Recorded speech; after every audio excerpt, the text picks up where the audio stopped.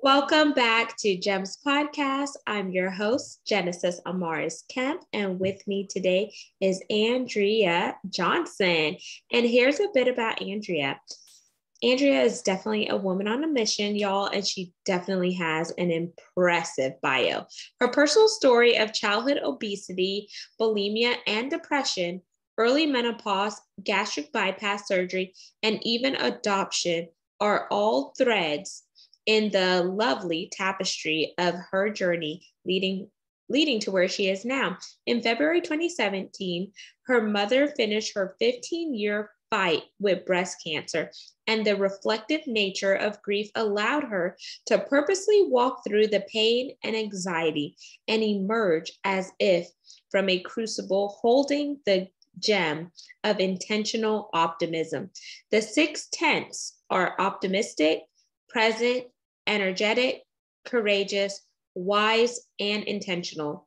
Her personal growth plan, a comprehensive approach to personal growth and leadership training viewed through the lens of hope.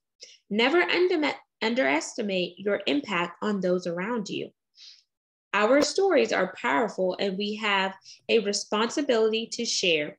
We all lead at every level in any area using your unique gifts. We are the answer and the role models for future generations.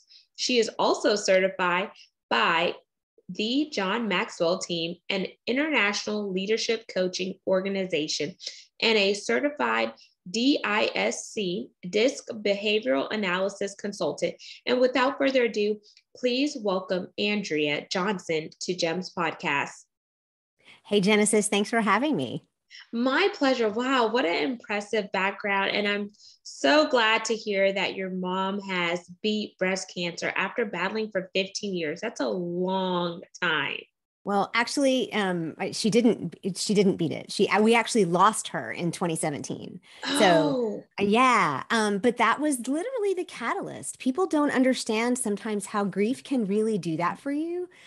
Because grief is a really hard thing, but that has been a topic that other podcasters have wanted to discuss, is that grief was literally the catalyst that helped me become who I needed to be and make the changes I needed to make. And it was a rough road, and nobody wants to travel that at all, but it still was a road that I'm grateful to have traveled. And I'm so sorry for your loss and misrepresenting me. And I could definitely validate where you're coming from. I lost my dad in November of 2020, and losing a parent is a different type of sting. And that grief journey is a hell of a ride. So it's just been crazy. I lost 4 things back to back: my dad, my job from oil and gas, and both grandmothers, all within a year and a half. I am so sorry. Wow. Yeah. That is a lot. But I'm glad that, you and I are now on the other side of it, because now we're able to help people who may be grieving, or to really know that there are different levels in the grief journey, and how you react to certain situations is what's going to be the catalyst of where you're going to go. And that's one reason why I like your 6 tenets that I mentioned, and the intentional optimism. So I really want to unpack that, because I think that is amazing. And had you not endured what you did, Andrea, you wouldn't probably be here talking to me about it. Well, I would still be procrastinating. I'd still be thinking about it and grumbling in my job and all that kind of stuff. So let's frame up the conversation. And before you got to intentional optimism, what did your life look like? And outside of your mom battling breast cancer, what was the other catalyst that led you to forming the 6 tenets? So I have a history of bulimia and depression. You shared my gastric bypass story, and I battled being overweight all my life. And it wasn't until I was 20, I turned 20 in the hospital. My watch just decided to chime in. I turned 20 in the hospital for a 12-week program where that is the very first time I ever learned any kind of personal growth principles, or you have the opportunity to change your thoughts and to change the way you to do things. And that was the very first tools I received, the very first, hey, you can actually meditate and think. And that experience of being in a 12-week program was the start of my 30-year journey. Yeah. So that was the very beginning. And then, it takes a while. Personal growth is not something that happens overnight. It is something that happens for a long time. I also have a history of working in really nice universities in the schools of medicine. I worked for Johns Hopkins for 11 years and the University of Virginia for 11 years. And in that, I learned how to do research administration and work with doctors and clinical trials and all the NIH regulations and that kind of thing. But I also learned in my last job, my last 6 years there, I learned that I really enjoyed working with people. And I knew I liked people, right? I mean, it's just, that is the one thing I can do for sure is I can meet people and I can relate to people. But what I didn't know is that I really enjoyed helping people grow. And I really enjoyed helping people see their own strengths and learn how they could become more than they were. And when you're a manager, it's a little harder to do that because not everybody is there to grow. Some people are there to get a paycheck. Totally valid. That's their choice. But my goal was always to be bigger and better. And it was fostered by a couple of bosses I had. One of them kept, every time he would do an evaluation, he would say, Andrea can do so much more. We're glad to have her here, but she has the potential to do so much more. And it was finally after about 6 years of him saying that I decided potential was no longer going to be a 4-letter word to me. And I was going to take advantage of it. And that's when I started growing on my own career path. But when I started managing others, I realized, you know what, I might want to really help people grow. And that's when I started looking at coaching. And, when you walk through journeys like grief or the grief of infertility, I went through early menopause. We were married 14 years and it was very disappointing to think that I couldn't have a child. And then to go through the private adoption process, which is never easy. It's never perfect. It never works out exactly right. Losing child after child. And, one that was like, we were invested and we knew this couple and it was perfect. And then it was like, poof, gone after we'd already paid a lawyer fee. We lost probably 6 adoptions before the exact right child came into our life. And, when you learn the patience of that and the perseverance of that and being undaunted in the face of all those challenges, they change you, right? They make you a different person. So the last piece of all of that was my mother dying in February of 2017. And I said, what I'm mostly going to miss about her is that she was it's a very old fashioned word. Are you familiar with the word sanguine? She was she was bubbly. It's very in the DISC, like I'm glad you spelled it out, but in the DISC, DISC, behavioral analysis report, there's 4 quadrants that you fall somewhere in the middle of all those. And it's mostly how you communicate and interact with others. My mother fell in the quadrant of what we call sanguine, the old fashioned word, or the influencer. She would walk into a room and it was like somebody popped a bottle of champagne. It was just like bubbles. Now, of course, those bubbles would go away and she would have to recharge. And then she'd come in. It's like, Judy's here. And that was one of the things I missed. I knew I was going to miss desperately about her. And early on in my grief, that was one of the things I missed the most. But I also was raised overseas. My parents were missionaries. And so the Christian faith has been very strong in my family. And she was a very good example of how to grow spiritually. So I decided I really wanted to look at what it was about her life that I wanted to emulate, because our personalities are really not very similar. I was always, quote unquote, the black sheep. My sister has like the same personality type as my mom. And so I was the thinker. My dad called me a belly button gazer. And, but at the same time, I still feel very extroverted most of the time. I'm very people oriented. And I said, I really want to sit down and write all this stuff out that's kind of like banging around in my head. And I made like list after list after list and sheet after sheet. And finally I got it in this spreadsheet. And I realized after the other piece of that too was my mom loved and I don't know if you're familiar with this or not, but, or if your listeners will be, but she loved the specific amazing woman described in Proverbs chapter 31, verses 10 through 31. And she loved her. It's like, so this is the real quick background of that is this is not, most of Proverbs were written by Solomon, but this particular one was not. This is by King Lemuel. And his mom basically said, time for you to get married. Here's what you should look for. And I always thought of her as this, homeschooling, canned food, this kind of woman, makes her own clothes. But as we were packing my dad up to leave his house and move into an apartment, I rediscovered this beautiful calligraphy print that my dad had given my mom when she retired. And it was in Hebrew, like with gold and everything done. It was this passage. And I thought, that's really beautiful. Why is it that she loved that so much? Because I felt like my mom was very underestimated as a woman. She was from Southeast Texas. She was a motor mouth. She had this lovely accent and she had all this energy, but she was smart as a whip. And she did things on the mission field that other women couldn't do. And she worked with the International Red Cross with a volunteer designation that would put her at the level of like a colonel. And I mean, she did all these international things.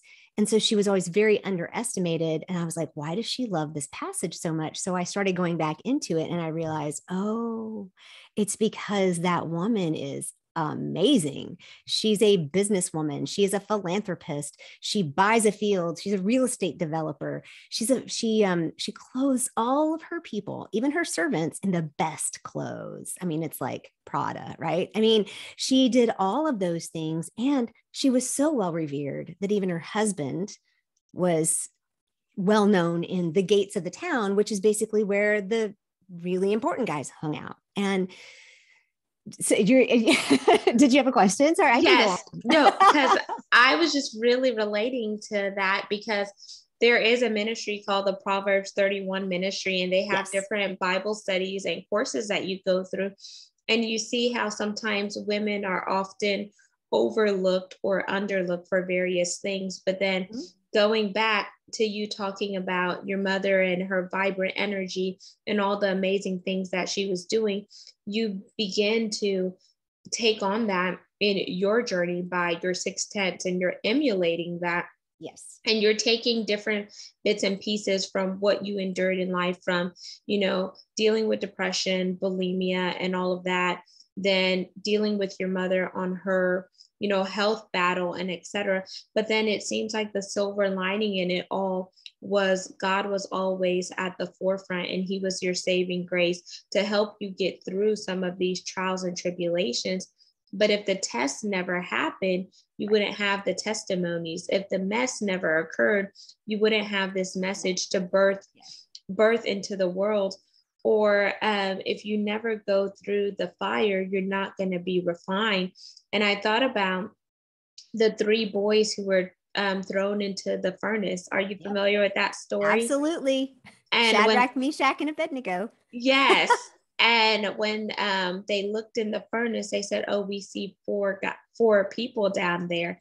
And the fourth person was Jesus, and Jesus was protecting them, because in the natural, you would think, obviously, oh, wow, the fire should have consumed them because they were in a fiery furnace. Like, who doesn't get consumed?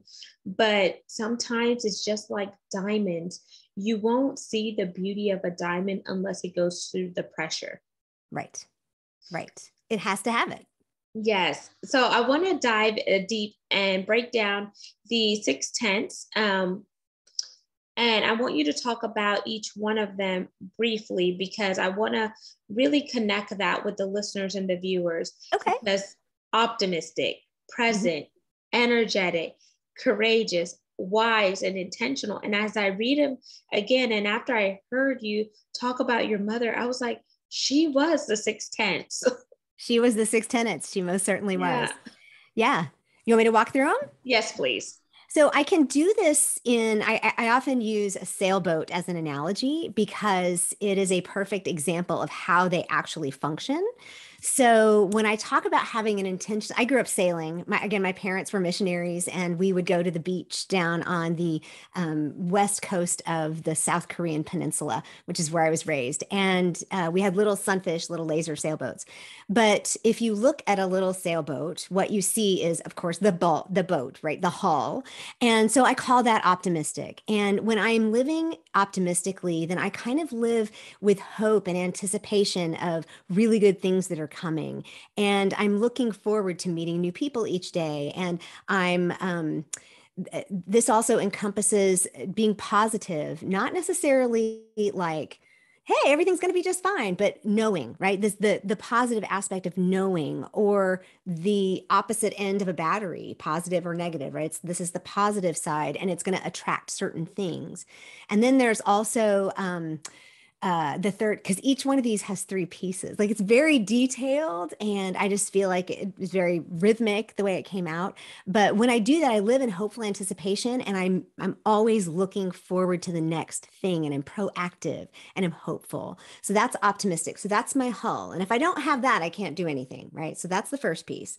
The second piece of presence is what we call the centerboard, or if you're on a bigger boat, it would be the keel. So it's that piece that slides down in the middle that literally balances your boat. Otherwise, if you have a little tiny sailboat, it will like flip over really easily. This is the thing that keeps it from flipping over. You could think of this also as like the roots of a tree. And when you're present, you are focused on kindness and beauty and gentleness and openness, right, to other people and things. And so when I'm always seeking the beauty and goodness of other people and situations, then I live more with kindness and generosity. And these people are drawn to that, right? We're all wanting to be more present. So that's living with presence. So we've got your hull and your centerboard, which will keep you flat. Okay. The next piece is energetic. And that is your mast and your sail, right? So this is, we can generate some of our own energy, like by doing certain things, but mostly it's for harnessing whatever opportunities come along, which is the wind, right? So depending on the size of your sail, that's how deep your presence needs to be. But when you actually have a sail that's up, then you're focused on energy on excitement and joy and knowing what's out there. And you're life focused, because when you think about a bulb in the ground, there's life in that little bulb of the crocus that comes up through the ground. And you're also, you understand you have power, right? You understand that you as a person have a certain amount of power, and how you decide to wield that and use that for the benefit of others. As Bach said, everything for the glory of God and the good of others, right? So that's your three pieces so far. You have your boat, you have your centerboard, and your energetic sail. And then you have courageous, which is your rigging. So whenever you look at somebody on a sailboat and you see them pull the ropes, or when they unfurl the sails, and they pull those ropes in, you've got to have tension in order to sail. If you don't have any tension on the sail at all, it's not going anywhere. It's just going to flap. It's just going to be a flag, right? So these ropes of courage are things like leadership, having a vision and sharing it with others, being undaunted. I used that word a little while ago. I absolutely love it. It just means that we know how to continually look at hard things and say, there's a way over that. There is a way over this particular hurdle, and to not just be cowering in the face of whatever we're climbing. And then it's the resilient piece of, we're going to fall, we got to get back up, right? And when you're learning to sail, or when you're learning to kayak or anything on the water, you have to be turned over and learn how to right yourself. So this is part of courage, knowing when to have tight tension and when to let it go. So that's the ropes. The wisdom, what do you think the wisdom is? The wisdom is your rudder, right? So on a bigger boat, it's that wheel, it's that big wheel that you see. Yeah, the big wheel. And then, but on a small boat, it's just a pole that's attached to the rudder. And this is just one little thing, or it could be your canoe paddles, right? I mean, because you can use a canoe paddle to tell the boat exactly which direction to go. But the nice thing about a rudder is it's always pointed forward, meaning it's not exactly what you think it's going to be. So it's the wisdom of things like using wise words and understanding that there's a bigger picture, understanding that the things I say affect other people, and then being willing to respect others, respecting ourselves and respecting those around us. So that's your rudder, because if you don't have that, you're not going anywhere. You're going to go where the wind takes you, right? And so the Apostle Paul talks about having no anchor and just being tossed around in the sea. That's what happens when you have no rudder. But then intentionality is your plan of pulling it all together and saying, okay, I have a map and I want to go over there. So I need to set my rudder here, pull my sail here, check the currents, know what's going on. And so this is when you have a plan and when you have a purpose. I was raised as a planner. I'm an Enneagram 6. I'm going to have a plan for everything. But having the goals and all of that, put all of that together. And then I talk about being on the beach because that's where I was raised. You can't just put your sailboat on the beach and expect to go anywhere. You've got to get it in the water. That's where the boat does what it does. So that's all part of being intentional. And then just looking behind you, part of your intentional in your space, are those little boats coming out from the wall? They look like it. They're just little triangles. Oh, okay. Because I was like, oh, is she But really? I will say, you'll notice pineapples and flamingos everywhere. Okay. And for me, the pineapple is basically my logo. And that goes back to the being present and generous and open. Pineapples are the international symbol of welcome. And I want everyone to come into my space and feel welcome, no matter who they are, what their background is, where they're wanting to go. I want my space to be a very welcome space. So there is some intentionality in the background. Yes. Thank you for sharing that. And then if someone were to come up to you, Andrea, and they said, you know what, I really need help navigating my life. Can you help me do it with your 6 tenets? How would you guide them through? What would an exercise look like? So I also call myself values driven. So in order to know where we want to go, we need to know who we are. And so that is the place I would start, because the very first place you start with personal growth is awareness. So I would start with helping them understand who they are and why they think the way they think. So I would do that with values exercises, getting a disc analysis, and kind of figuring out what makes them tick, so that they know where they want to go. And I do that in a membership community, and I do that in one-on-one work. It can be very strategic, or it can be very kind of loose and easy. It depends on the person. I like that, because then you're taking them on a journey to look within. And if they know who they are and they know their why, then they're going to be able to use the wise piece to really navigate and steer their boat, right?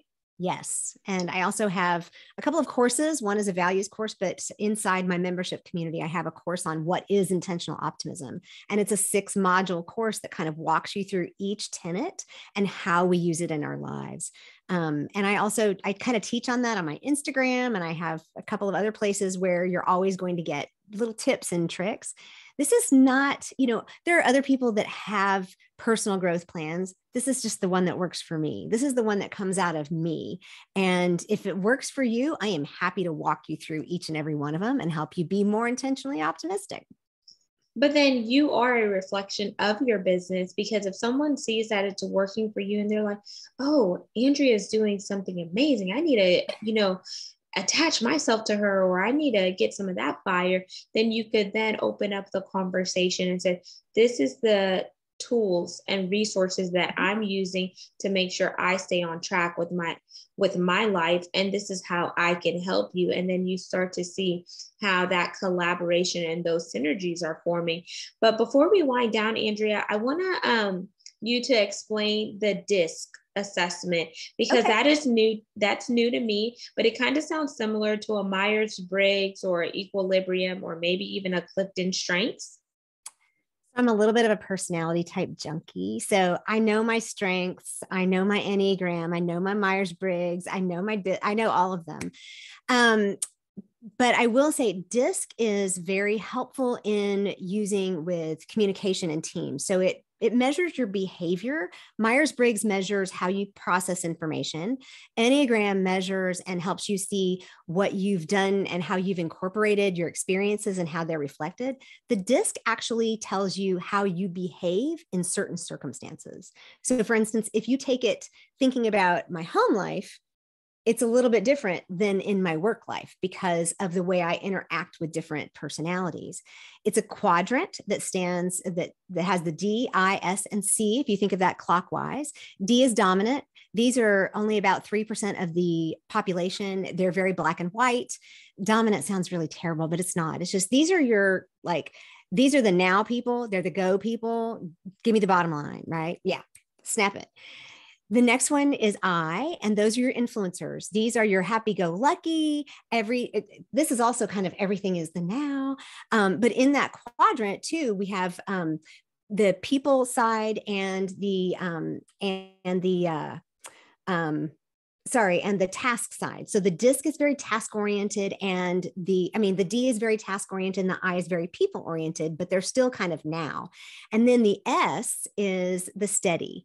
The I is only 11%. The S is the steady people. These are the backbone of all your teams. This is why we create teams in our workplaces, because 70% of the population are S's. And these people are very people and task oriented at the same time. They want little conflict. They want people to get along, and yet they still want it to be fun, right? So it's like, yeah. And then the C are the creatives. They're very task oriented, and they're reserved. So these are your accountants. They're your numbers people. Sometimes they're your musicians, right? They're very detail oriented. And when you have this, that's the last bit. I forget the numbers that we've had 70. So they're maybe 15% of the population. I don't do math a lot. But when you have teams made up of all these different types, it's really valuable to know who you're talking to. And so if I know I'm talking to my son who is a D, I don't give him all the details. I say, you need to do this now. And of course he's 13. So he says, why? And I'm like, but if I try to say, well, if you do this thing and this thing and this thing, then this thing will happen, then his eyes glaze over, right? My husband is an SC, so he needs to give me all the details and all the different scenarios he walked through, but he wants me to sit there and listen to the whole thing. And I'm a very high I, in case you hadn't noticed. And so when you know how to communicate with people, it really boosts your ability to do that. So if you understand who you're talking to, you can easily make sure that you communicate well, because it's on us to communicate with the others. And I do have a nice little freebie, and it's a DISC communication cheat sheet. So it tells you, like, if you see these behaviors, then maybe this person is a whatever, and you might want to talk this way. And it even includes how to find them in children, which is very important, especially as parents, when we start learning how to teach our children and communicate with our children and help them learn to communicate. It's really, really helpful. So I'm sure I'll make sure you have all of the proper links for that, so that everything, so that you can publish those and they work just fine, because that's totally free. And thank you so much for sharing that, because that will definitely complement the Six Tenets and just really help someone find clarity, gain their focus, and etc. And as we wind down, Andrea, I want you to leave us with a call to action for this segment. What do you want the listeners and the viewers to walk away with? I want you to know that you were created for a special purpose, and it's really important that you do it. And if you are just floating along in your boat and you don't have that purpose, it is incumbent upon you to find it. You will be so much more fulfilled. And if I am somebody who can help you do that, please reach out. It is like Genesis shared, we all have our unique skills and abilities, and we all lead at whatever level we find ourselves. And it is important that we do that. It will enhance our lives and others. So please reach out. If I can help you, I am happy to do so. Amazing. And now, Andrea, I want you to drop your website and leave us with your social media information so our listeners and viewers can connect with you, the Intentional Optimist. Yep. My website is theintentionaloptimist.com. I am The Intentional Optimist on Instagram. I am The Intentional Optimist or Andrea Johnson on Facebook. I also have a Facebook group that's called Intentional Optimists with an S at the end. I have a podcast called Intentional Optimists, Unconventional Leaders. I also have a Sharecast. So I will make sure you have all of those links, but all of them can be found at theintentionaloptimist.com, intentional optimist links. So there is like a link tree, or you can just go to my Instagram and find it in my bio. It's all there. And there you have it, listeners and viewers. You just heard Andrea Johnson, the Intentional Optimist. All of her contact information will be in the show notes. Remember to live in optimism versus pessimism. And you were created to thrive, not just survive. Your destiny is brighter whenever you take a leap of faith. You step outside of that comfort zone and you allow the light and power within you to illuminate in dark places, dark seasons, and help other people. We were meant to be givers. You get more when you give. And one of the things that I've heard is it's better to give than receive. So keep that in mind. Make sure you subscribe and share the podcast. We're on 40 plus platforms, and follow us on YouTube at Gems with Genesis Amaris Kemp for all things video content. Until we chat next time. Ciao.